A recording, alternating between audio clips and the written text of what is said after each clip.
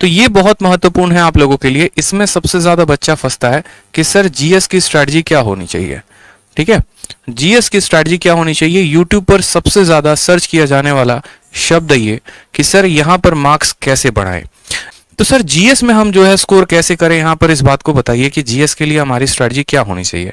बहुत ज्यादा बच्चों का डिमांड रहता है, पिछली वीडियो में बच्चों ने बहुत कमेंट किया।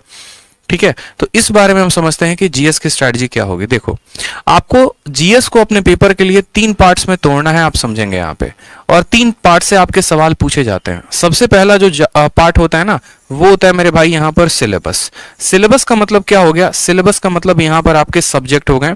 जैसे अगर हम बात करें तो फिजिक्स हो गया, केमिस्ट्री हो गया, आपको बायो हो गया, ठीक है, पॉलिटी हो गया, हिस्ट्री हो गया, ज्योग्राफी हो गया, आपका इकोनॉमिक्स हो गया, और इसके अलावा यहां पर आपका थोड़ा बहुत इन्वायरमेंटल हो गया।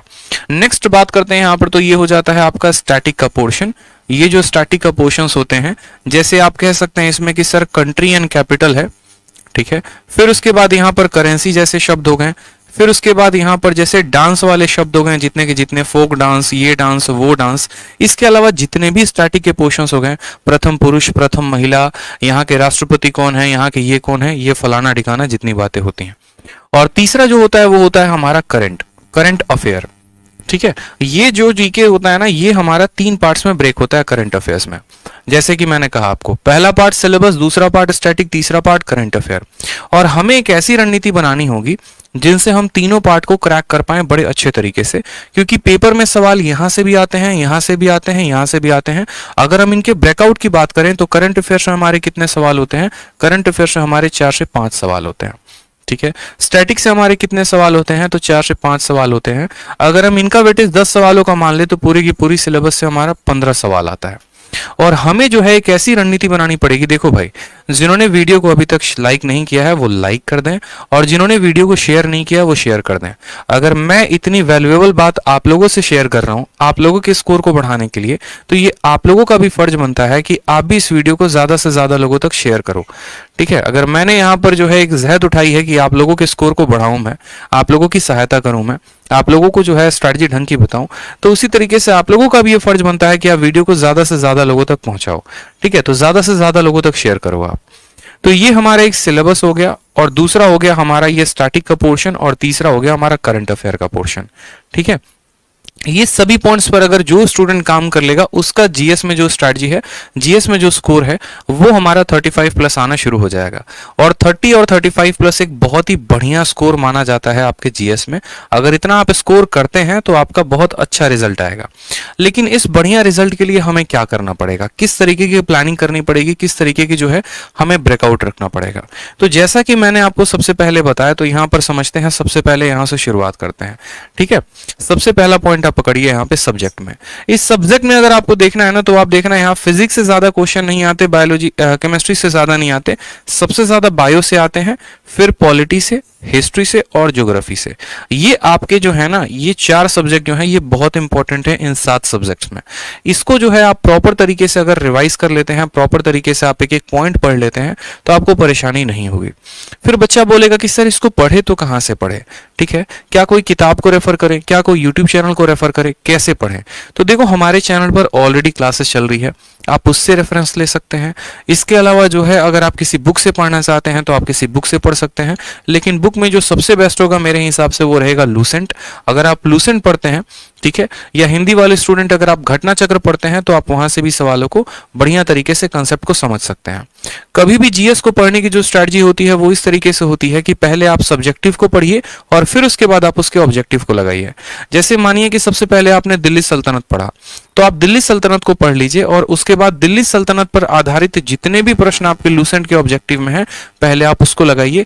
इससे क्या होगा कि आपका जो लेवल है वो इंक्रीज होगा, आपको जो चीजें हैं क्रम अनुसार याद होते चले जाएंगे, और आपका फिक्स रहेगा कि हाँ यार, जब मेरे सामने 4 ऑप्शंस आते हैं तो उसमें मुझे सही ऑप्शन किस तरीके से टिक करना है। तो इन बातों पर सबसे ज्यादा फोकस करिए। नेक्स्ट बात आता है स्टैटिक में। स्टैटिक के लिए देखो अलग अलग तरीके से काम किया जा सकता है। स्टैटिक में कोई बच्चा बोलता है कि सर हमको ट्रिक से याद होता है, जैसे मानो कि पहाड़ हो गए, पर्वत हो गए, आपके दर्रे हो गए, ठीक है, इनको कोई बच्चा कहता है कि सर हमको ट्रिक से याद करना है। जैसे जितने ताल वाले हो गए, जिस शब्द के आगे ताल लगा होता है वो कहां पर होता है, सारे के सारे उत्तराखंड में हो गए, भीमताल, ठीक है, नैनीताल, इस तरीके से करके। तो ये सारे के सारे मेरे भाई कहां पर हो गए, उत्तराखंड में। तो आपने जैसे ट्रिक से याद कर लिया, नहीं तो आप ऐसा कर सकते हो कि आप ट्रिक से यूट्यूब चैनल में आपको एक बता रहा हूं, वहां से भी आप फॉलो कर सकते हो, क्रेजी जीके ट्रिक्स करके। क्रेजी जीके ट्रिक्स करके जो है, आप इस अगर चैनल को फॉलो करते हो, यहाँ पर मैं इनको जानता नहीं कौन है ये, हाँ, लेकिन इनके कुछ वीडियोस मैंने देखे हैं जो मुझे अच्छे लगे हैं, जहां से आप भी फायदा उठा सकते हैं। और स्टैटिक के लिए इन्होंने बहुत बेहतर तरीके से काम किया हुआ है। तो स्टैटिक का पोर्शन आप यहां से कंप्लीट कर लीजिए। साथ में लूसेंट का जो मिसलेनियस है, उस लूसेंट के मिसलेनियस को जरूर खत्म कर लीजिए मेरे भाई, ठीक है। लूसेंट का जो मिसलेनियस है ना, उनको भी आप जरूर खत्म कर लो। मिसलेनियस में जैसे आपका हो गया कंट्री कैपिटल है, इसके अलावा जो है एक एक पार्क है, वाइल्ड लाइफ सेंचुरीज हैं, इसके अलावा जो है कौन सा पार्क, जैसे सिमलीपाल हो गया, सिमलीपाल कहाँ है तो उड़ीसा में है। जैसे डांस के बारे में हो गया कि जो राउफ डांस है वो कहाँ का है तो कश्मीर का है, जो तमाशा है वो कहाँ का है तो महाराष्ट्र का है। इस तरीके से आप एक एक पॉइंट को यहाँ पर टिक करके मिसलेनियस में खत्म कर सकते हैं। इसके अलावा जैसे मानो और भी पिंक बॉक्स कैसे हो गए, हिस्ट्री में आपने कुछ पढ़ा होगा, ज्योग्राफी में पढ़ा होगा, जैसे आर्य समाज की स्थापना किसने की थी, कब की थी, रोयतवारी जो सिस्टम हो गया वो कौन लेकर आया था, जमींदारी कौन लेकर आया था। तो ये लूसेंट में पिंक बॉक्स में बनाकर दिया गया है। ये आपके ऐसे होते हैं जिनको अगर आप कवर अप कर लेते हैं अच्छे तरीके से, तो आपका स्टार्टिंग में एक भी सवाल नहीं छूटेगा। और लास्ट में आ गया हमारा करंट अफेयर। करंट अफेयर के लिए बकायदा मैंने आपको बताया था कि पिछले 6 महीने का इंपॉर्टेंट होता है, जिसमें 3 महीने का आपको डेली पढ़ना है और 3 महीने का आपको मंथली पढ़ना है। जैसे अगर हम बात करें यहां पर, तो जनवरी हो गया, फरवरी हो गया और मार्च हो गया। इसका आप डेली का वीडियो देखो, ठीक है, जहां से भी आपको मिले, एक एक दिन का घटना आपको याद रखना है। और उसके अलावा जो पीछे के महीने हो गए, पीछे के महीने कौन हो गए, जैसे अक्टूबर हो गया, नवंबर हो गया, दिसंबर हो गया, इनका आप मंथली पढ़ा करो। इनके अलावा जो आपको और पढ़कर जाना है, जैसे क्रैप होता है, ठीक है, या फिर पीआईएन होता है। पीआईएन का मतलब क्या होता है, पर्सन इन न्यूज। जो पर्सन जो है वो सबसे ज्यादा न्यूज में हो, ठीक है, जिसकी चर्चा सबसे ज्यादा हुई हो, उससे संबंधित सारी की सारी बातें, चुनाव हुआ है तो उससे संबंधित बातें, और भी 4-5 बातें जितनी भी होती हैं, इन सभी पोर्शंस पे आप अच्छे तरीके से काम करेंगे। इनके ऑब्जेक्टिव को अगर आप अच्छे तरीके से लगाते हैं तो आप लोगों का काफी ज्यादा फायदा होगा। इस बात को ध्यान रखिए, ठीक है। तो एक प्रॉपर हमारी स्ट्रैटेजी होनी चाहिए आने वाले हमारे सीजीएल को और सीएचएसएल को क्लियर करने के लिए, क्योंकि मेरे भाई मौका एक ही है, और इसी एक मौके में जिसने हथौड़ा मार दिया, समझो गेमर वही है, नहीं तो बैठकर पछताना पड़ेगा। और फिर वही बात हो जाएगी, बाद पछताए क्या हुआ जब चिड़िया चुग गई खेत, ठीक है।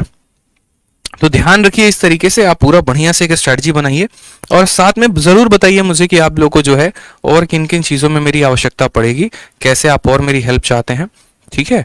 और बढ़िया तरीके से इस पॉइंट को याद रखिए।